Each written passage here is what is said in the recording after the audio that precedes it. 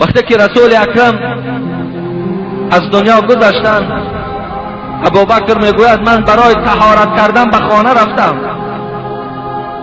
این زمان بود که میگوید دروازه من تق تق شد. یک شخص نزد دروازه فریاد میزند ابوبکر. وقتی میبرایم چی هست، چی گپ است، نگاه میکنم چهره این انسان البته چهره گویم که ترسواره هست و آوازش کنده کنده میبراید، سخنرانی کردن میتواند. گفتم بگو چی خواست داری، چی درخواست داری؟ گفت ابوبکر حبیب خدا از دنیا گذشت. ابوبکر میگوید وقتی که این سخن شنیدم دیگر این اون جسارتی که ابوبکر صدیق داشت، میگوید دیگر پام از زمین کندن نمیتوانستم. به معلم ماندم، به نصیحت کننده ماندم، از جای خود خیستم. میگوید چگونه؟ میگوید به خانه حبیب خدا رفتم، به خدا قسم میگوید فکر میکردم که زمین اطراف من دور میگردد و همچنان بود میگوید که گویا که آسمان نمیبینم. آمدم به خانه معلم. یک زمان جدایی که از او شدم جان به حق تسلیم کردم.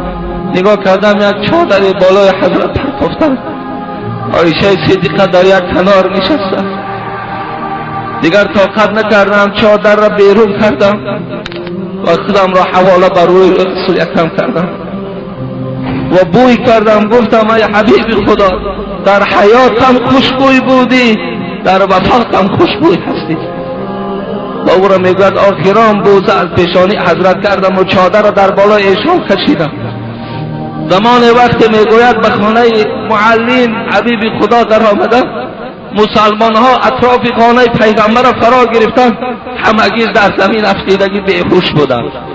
کدامیش داد میزند، کدامیش بیهوش است. حضرت عمر میگوید ابوبکر در بیرون کوچه دیدم با این قدر غیرت شمشیر کشیده است. میگوید کسی گوید محمد مرده است، قسم به خدا با این شمشیر سرش جدا میکنم، محمد نمرده است.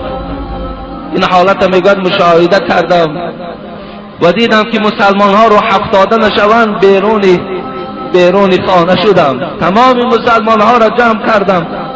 گفتم ای مردم مسلمان، کسی که تا امروز محمد را عبادت میکرد محمد مرد، لیکن کسی که خدا را عبادت میکرد خداوند هرگز نمیمرد. اگر چند میگوید زبانم نمیگشت که حتی گویم رسول اکرم مرد، همین به خدا قسم زبانم گفته نمیتوانید. لیکن برای روحیه مردم مسلمان شکسته نشود، برای مردم اعلام کردم. در حال میگوید مصلحت کردم، فریاد زدم، آن یاران پیغمبری خدا را، آن اصحاب رسول اکرم را همگی را فریاد زدم، مشورت کردیم چگونه تکفین و تجهیز رسول اکرم انجام گیرد. اینا چگونه کردن در کار؟ جنازه اینا کی میخواند؟ جنازه این در کجا میشود؟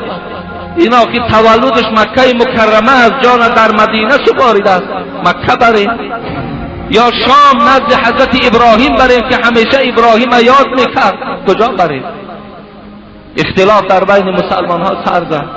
کسی نمیداند که با رسول اکرم چگونه معامله کنند. همه یکدیگر را گم کردند. ناچار میگوید حضرت عمر گفتن، ابوبکر گفتن بیاید، گفتن پیشنهاد دارم، پیش از آنی که رسول اکرم صلی الله علیه و سلم به خاک سپاریم، پیش از جنازه ایشان باید خلیفه اعلام کنیم.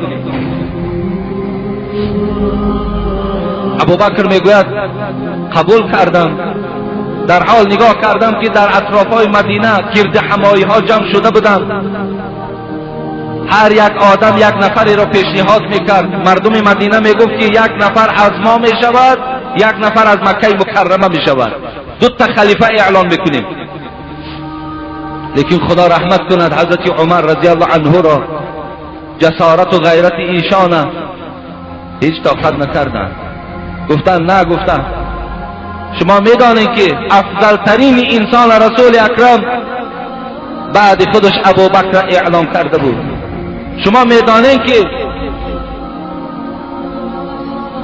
در یکی از ستونهای دین که نماز است و این شعار اسلام ما بود، رسول اکرم کی را توصیه دادند؟ گفتن ابوبکر را. پس مادامی که در ستون دین در یکی از عبادتهای خیلی مهم مسلمان ها ابوبکر که پیش در آمده باشد، پس باید که در احکام دنیوی ما هم ابوبکر سروری کند. مقصد وقتی اعلان